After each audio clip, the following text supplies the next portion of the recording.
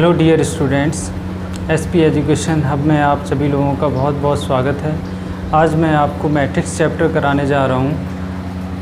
तो मैट्रिक्स के बारे में मैं सबसे पहले आपको बताना चाहता हूँ कि मैट्रिक्स क्या होती है।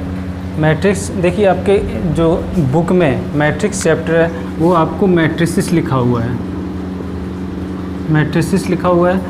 तो मैट्रिसेस आपका ये प्लूरल फॉर्म होता है, प्लूरल फॉर्म दिया हुआ है, और मैट्रिक्स आपका सिंगुलर फॉर्म है, सिंगुलर फॉर्म है। तो आपके जो चैप्टर का नाम है वो मैट्रिसेस है, मैट्रिसेस। तो आप इसमें कंफ्यूज मत होइएगा। तो मैट्रिक्स के बारे में, आप मैट्रिक्स की डेफिनेशन में आपको बता रहा हूँ। मैट्रिक्स क्या होता है? It is an ordered rectangular arrangement of numbers और फंक्शंस। मीन्स जो रेक्टेंगुलर अरेंजमेंट है मैट्रिक्स का, आपका जैसे नंबर्स का हो गया या फंक्शन, कुछ भी हो सकते हैं, नंबर्स हो सकते हैं या फंक्शंस हो सकते हैं, इनका एक ऑर्डर्ड रेक्टेंगुलर अरेंजमेंट होता है। उसको हम इस फॉर्म में लिखते हैं, इस तरह से लिखते हैं। ये आपकी मैट्रिक्स हो गई। और मैट्रिक्स को शो करने के लिए इस तरह से ये ब्रैकेट होता है, ये हम यूज़ करते हैं मैट्रिक्स को शो करने के लिए। तो आपके जैसे नंबर्स ये 3, 5, 4, 6 ये नंबर्स लिखे हुए हैं। तो इन नंबर्स को हम एलिमेंट्स भी कहते हैं या एंट्रीज भी कह सकते हो। तो द नंबर्स और function are called the elements और the entries of matrix. Matrix को हम, अगर हम इसके एग्जांपल देखें तो ये एग्जांपल आपके हो गए 2, 4, 5, -3, 6, -1। तो यहाँ पर और भी कोई नंबर हो सकता है, कुछ भी नंबर हो सकते हैं इस मैट्रिक्स में।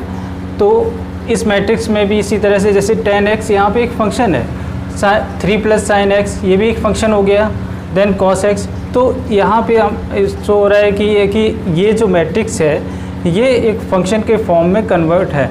मींस ये मैट्रिक्स जो है रेक्टेंगुलर फॉर्म में अरेंजमेंट है। तो यहाँ पे जो एलिमेंट्स दे रखे हैं वो आपके फंक्शंस हैं। अब हम यहाँ पे बात करें तो इसमें भी ये एक मैट्रिक्स है। तो इस तरह से हम मैट्रिक्स को लिखते हैं। तो ये मैट्रिक्स की डेफिनेशन आपकी हो गई, यानी बेसिक्स ऑफ मैट्रिक्स आज हम आपको बता रहे हैं। तो आपको सबसे पहले मैट्रिक्स डेफिनेशन आपको मैट्रिक्स की बताई, उसके बाद आपको ऑर्डर ऑफ मैट्रिक्स के बारे में हम बता रहे हैं। तो ऑर्डर ऑफ मैट्रिक्स क्या होता है? जैसे कि कोई भी मैट्रिक्स है, मैट्रिक्स को हम इस तरह से लिखते हैं। ये एक जनरल फॉर्म है, ये एक जनरल फॉर्म है मैट्रिक्स का। तो इसमें आपको ये मालूम होना चाहिए कि रोज़ कितनी है और कॉलम कितनी है।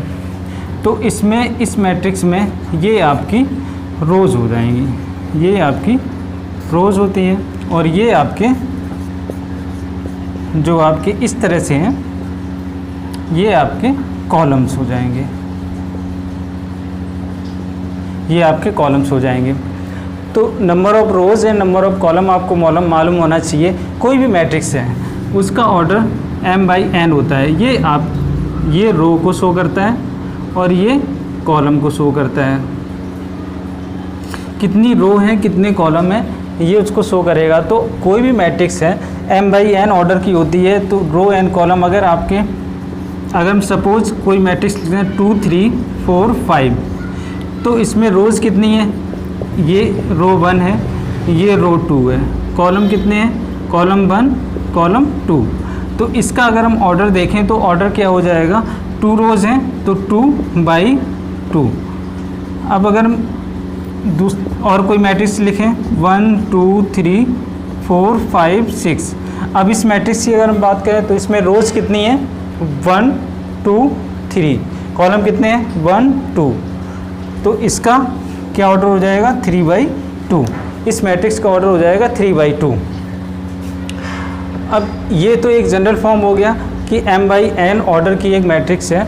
तो उसमें हमें m ये रो को शो कर रहा है और n कॉलम शो कर रहा है।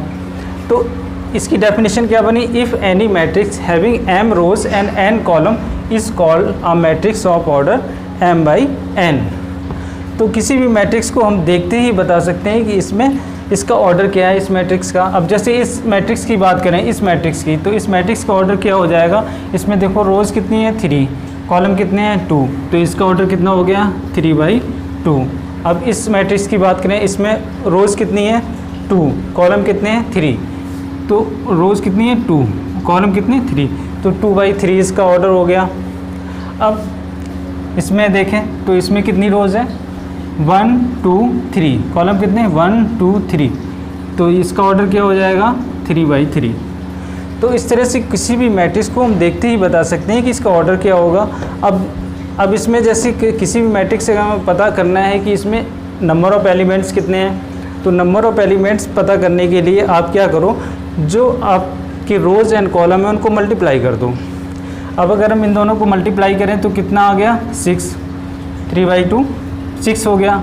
तो इसके अंदर अगर हम एलिमेंट्स देखेंगे तो कितने हो जाएंगे 6 हैं, 1 2 3 4 5 6 एलिमेंट हो गए।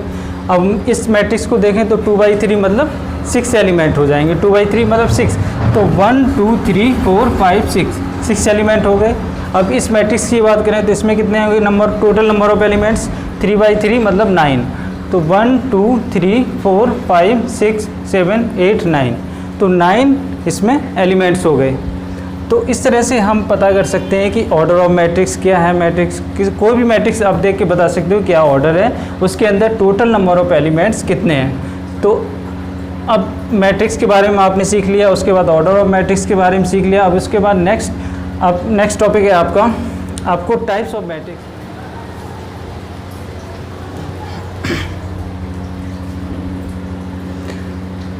तो हम टाइप्स ऑफ मैट्रिक्स के बारे में मैं आपको बताता हूँ। तो टाइप्स ऑफ मैट्रिक्स में सबसे पहले देखो रो मैट्रिक्स आपको, फिर उसके बाद column matrix, then square matrix, then diagonal matrix, then scalar, then identity, then zero matrix. तो इन सब मैट्रिक्स के बारे में हम अभी पढ़ेंगे। तो रो मैट्रिक्स के बारे में आपको बताता हूँ। रो मैट्रिक्स क्या होता है, जैसे रो मैट्रिक्स जैसे आपको नाम से ही पता चल रहा है, कि रो मैट्रिक्स में मतलब इसमें एक सिंगल रो होगी। अब जैसे कि एक जनरल फॉर्म अगर हम एलिमेंट्स का देखें ए आई जे, तो यहाँ ये एक जनरल फॉर्म है, ये रो को शो कर रहा है और ये कॉलम को शो कर रहा है, तो यहाँ पे आई जो है I1, तो यहाँ पे इसको हम डिनोट करेंगे A1J। तो J की जगह वैल्यू चेंज होती जाएगी, 1 2 3 4 5 जो भी होगी। तो अगर हम इसका देखें फॉर्म, तो मैट्रिक्स कुछ इस तरह से बनेगी, A11, A12, A13, A14, then A1N या 1J, कहीं तक भी जा सकते हो आप। तो ये आपके नंबर 1 2 3 4 ये चेंज हो रहे हैं। तो ये आपकी रो मैट्रिक्स हो गई, जिसमें एक ही सिंगल रो हो। सिंगल रो अगर होती है किसी भी मैट्रिक्स में तो वो आपकी रो मैट्रिक्स होगी। आप एग्जांपल ले सकते हो। एग्जांपल में जैसे कि अगर हम बात करें 2 इज़ आ रो मैट्रिक्स, इसमें एक रो है, आप इसको कह सकते हो रो मैट्रिक्स। देन 2 देन 3 4 ये भी रो मैट्रिक्स है। देन 2 -5 ये भी आपकी रो मैट्रिक्स है। ये सब एग्जांपल रो मैट्रिक्स के हो गए हैं। तो मीन्स एक आपके में सिंगल रो अगर होती है, किसी मैट्रिक्स में सिंगल रो है, तो वो एक रो मैट्रिक्स हो जाएगी। अब नेक्स्ट हम बात करें कॉलम मैट्रिक्स की। कॉलम मैट्रिक्स के बारे में देखिए, कॉलम मैट्रिक्स के बारे में जैसे इसमें भी नाम से ही पता चल रहा है कि कॉलम मैट्रिक्स मतलब एक कॉलम होगा। अगर हम एक जनरल फॉर्म देखें AIJ, ये एक जनरल फॉर्म, तो ये रो को ये कॉलम को शो कर रहा है। तो यहाँ पे कॉलम मैट्रिक्स तो AI1 ये लिख सकते हो, या यहाँ पे हम MN भी लिख सकते हैं, MN, तो उस तरह भी हम लिख सकते हैं। आप कुछ भी नोट कर दो, बट आपको मालूम रहना चाहिए। यहाँ पे देखिए J की वैल्यू हमने 1 लिखी, तो AI1, अब यहाँ पे I की जगह वैल्यू वो चेंज होती रहेगी। Means A11, A21, A31, then AN1, तो N1 लिख सकते हो या I1 लिख सकते हो, तो आपने देखा यहाँ पे एक कॉलम है, ये कॉलम मैट्रिक्स को शो कर रहा है। इसके एग्जाम्पल अगर हम देखें तो एग्जाम्पल में आप लिख सकते हो 2 4, ये कॉलम मैट्रिक्स है। देन 2 -3 5, ये भी कॉलम मैट्रिक्स है। देन 5 8 -3 4, ये भी एक कॉलम मैट्रिक्स है। तो इस तरह से हम कॉलम मैट्रिक्स को लिख सकते हैं। अब उसके बाद next square matrix. Square matrix जैसे आप इसको भी नाम से ही पता कर सकते हो कि स्क्वायर मैट्रिक्स मतलब इसमें रोज एंड कॉलम इक्वल रहे होंगे। जिसमें रोज एंड कॉलम इक्वल होते हैं वो आपकी स्क्वायर मैट्रिक्स हो जाएगी। जैसे कि मान लीजिए सपोज 2 4 5 6, यहाँ पर रोज एंड कॉलम, ये रो यहाँ पे कितनी है, ये रो 1 है, ये रो 2 है। देन कॉलम 1 है, देन कॉलम 2। तो इसमें 2 कॉलम है और 2 रो हैं, इसलिए ये स्क्वायर मैट्रिक्स है। अब अगर हम और एग्जांपल ले लें 2, इसका ऑर्डर 1 by 1 है, तो ये भी स्क्वायर मैट्रिक्स है, रो एंड कॉलम इक्वल है। और कोई मैट्रिक्स ले लेते हैं 3 4 5 6 8 1 2 5 6, 3 by 3, ये भी स्क्वायर मैट्रिक्स है। तो जिसमें रोज एंड कॉलम इक्वल होते हैं वो आपकी स्क्वायर मैट्रिक्स होगी। अब उसके बाद डायगोनल मैट्रिक्स के बारे में बताता हूँ मैं। डायगोनल मैट्रिक्स क्या होता है? अब डायगोनल की बात करें, देखिए डायगोनल का मतलब अगर हम इस मैट्रिक्स में 2 4 5 6 और सपोज अगर हम ये मैट्रिक्स लिख दें तो इसमें तो डायगोनल नहीं बन रहा है, इसमें क्या ये डायगोनल बनेगा? नहीं। तो इस तरह की मैट्रिक्स में इसमें डायगोनल मैट्रिक्स नहीं होगा, मतलब ये इसमें डायगोनल नहीं बन रहा है, तो इस तरह की मैट्रिक्स डायगोनल मैट्रिक्स में कंसीडर नहीं की जाएंगी।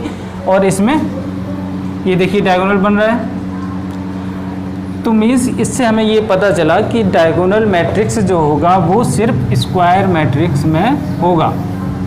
स्क्वायर मैट्रिक्स, डायगोनल मैट्रिक्स को हम स्क्वायर मैट्रिक्स भी कहते हैं। इस मीन्स स्क्वायर मैट्रिक्स जो होगी उसको हम डायगोनल मैट्रिक्स। अब जैसे कि सपोज मैं आपको एग्जांपल देता हूँ तो आपको समझ में आ जाएगा। जैसे 2 0 0 0 4 0 0 0 देन -3, ये आपकी स्क्वायर मैट्रिक्स है, ठीक। और डायगोनल मैट्रिक्स, इसमें देखिए डायगोनल एलिमेंट्स हैं, डायगोनल में कुछ एलिमेंट्स उनकी वैल्यू है, और ये जो नॉन डायगोनल एलिमेंट्स हैं वो आपके 0 रहेंगे। ये जो नॉन डायगोनल एलिमेंट्स हैं, नॉन डायगोनल एलिमेंट्स आपके 0 होने चाहिए, और इसमें आपकी कुछ वैल्यू होगी डायगोनल मैट्रिक्स में। तो हम यहाँ से ये पता कर सकते हैं, देखिए डायगोनल मैट्रिक्स आपकी स्क्वायर मैट्रिक्स हो सकती है, ठीक। और ये स्क्वायर मैट्रिक्स भी है, और ये देखिए डायगोनल मैट्रिक्स। अब अगर हम इसको 0 कर देते हैं तो ये 2 by 2 की मैट्रिक्स हो जाएगा। सपोज अगर हम यहाँ पे 0 लिख दें, यहाँ पे अगर हम 0 लिख देते हैं तो इसको इतना ये ऊपर लिखने की ज़रूरत नहीं है, आप इतना लिख सकते हो 4 -3 0 देन, ये भी एक डायगोनल मैट्रिक्स है। अब अगर हम इसको ऐसे भी लिखना चाहें 4, ये भी एक डायगोनल मैट्रिक्स है। तो ये सभी एग्जांपल्स हो गए डायगोनल मैट्रिक्स के। तो आई होप आपको समझ में आ गया होगा। अब उसके बाद हम स्केलर मैट्रिक्स की बात करते हैं।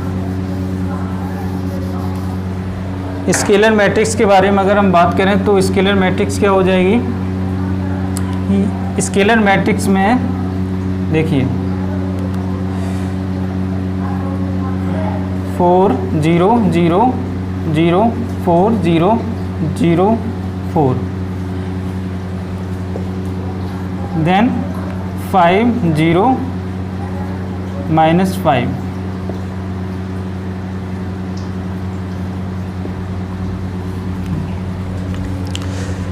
अब देखिए इसमें कुछ सिमिलरिटी आपको नज़र आ रही होगी, इन दोनों में आ रही है कि जो डायगोनल के एलिमेंट्स हैं वो सिमिलर हैं, यहाँ भी डायगोनल के एलिमेंट्स हैं वो सिमिलर हैं। तो मीन्स इस तरह की कोई मैट्रिक्स जिसमें डायगोनल के एलिमेंट सिमिलर होते हैं, एक जैसे हों, तो वो स्केलर मैट्रिक्स होती है। स्केलर मैट्रिक्स ये देखिए हमारी स्क्वायर मैट्रिक्स भी है, डायगोनल मैट्रिक्स भी है और स्केलर मैट्रिक्स भी है। तो ये आपके एग्जांपल हो गए स्केलर मैट्रिक्स के। तो आई होप आपको स्केलर मैट्रिक्स मीन्स डायगोनल के जो एलिमेंट्स हैं, नॉन डायगोनल एलिमेंट्स तो जीरो होने चाहिए।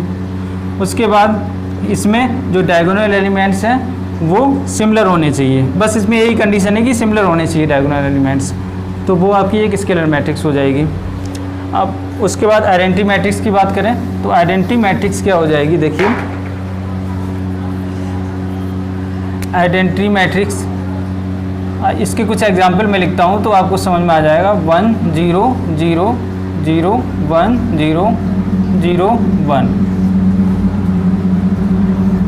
देन 1 0 0 1 1। अब यहाँ से आइडेंटिटी मैट्रिक्स से आपको पता चल रहा है कि यहाँ पे देखिए ये डायगोनल एलिमेंट्स हैं, डायगोनल एलिमेंट्स आपके 1 1 1, यहाँ भी 1 1 है और नॉन डायगोनल एलिमेंट्स वो 0 है। तो आइडेंटिटी मैट्रिक्स हम बता सकते हैं यहाँ पे कि जब डायगोनल एलिमेंट्स, जब आपके डायगोनल एलिमेंट्स 1 1 1 हों तो वो आपकी आइडेंटिटी मैट्रिक्स होगी। तो ये आपकी स्क्वायर मैट्रिक्स भी है, डायगोनल मैट्रिक्स भी है, स्केलर मैट्रिक्स भी है और आइडेंटिटी मैट्रिक्स भी है। ये भी आपकी हो जाएगी इसी तरह से।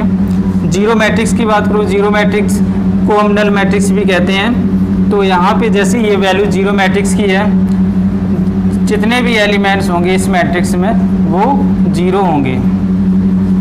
कोई भी मैट्रिक्स आप लिख लीजिए, इसमें सभी एलिमेंट्स आपके जीरो होंगे, इसकी वैल्यू ही ज़ीरो होती है इस मैट्रिक्स की। तो आपको टाइप्स ऑफ मैट्रिक्स के बारे में आई होप समझ में आ गया होगा। अब उसके बाद मैं आपको इक्वलिटी ऑफ मैट्रिक्स के बारे में, इक्वलिटी ऑफ मैट्रिक्स का हम यूज कहाँ करते हैं कि अगर हमें अननोन की वैल्यू फाइंड आउट करनी है, जैसे सपोज देखिए इक्वलिटी ऑफ मैट्रिक्स के बारे में थोड़ा मैं बेसिक पहले बता देता हूँ। जैसे दो मैट्रिक्स तभी इक्वल कहीं जाएंगी, जैसे सपोज 2 3 4 5, ये एक ए मैट्रिक्स है और 3 4 2 3 देन 4 5, ये एक मैट्रिक्स है ए मैट्रिक्स, ये 2 4 3 5, देन बी मैट्रिक्स 2 4 3 5। तो ए मैट्रिक्स के सभी एलिमेंट बी मैट्रिक्स में हैं और बी मैट्रिक्स के सभी एलिमेंट्स ए मैट्रिक्स में हैं। तो हम ये कह सकते हैं कि A is equal to B, means matrix A is equal to matrix B। तो ये दोनों इक्वल मैट्रिक्स हो जाएंगी।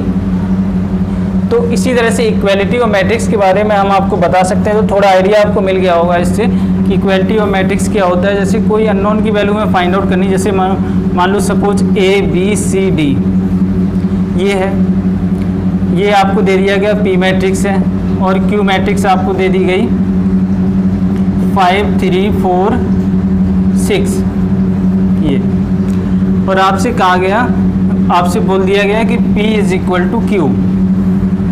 तो matrix P is equal to matrix Q है। तो हम अगर हम इन दोनों को कंपेयर करेंगे, अगर P मैट्रिक्स की यहाँ वैल्यू लिखते हैं A B C D और Q मैट्रिक्स 5 4 3 6, तो A की वैल्यू हम बता सकते हैं। तो A की वैल्यू कंपेयर करके बता देंगे, A is equal to 5, B is equal to 3, C is equal to 4, D is equal to 6। तो A B C D की हम वैल्यू इस तरह से बता सकते हैं।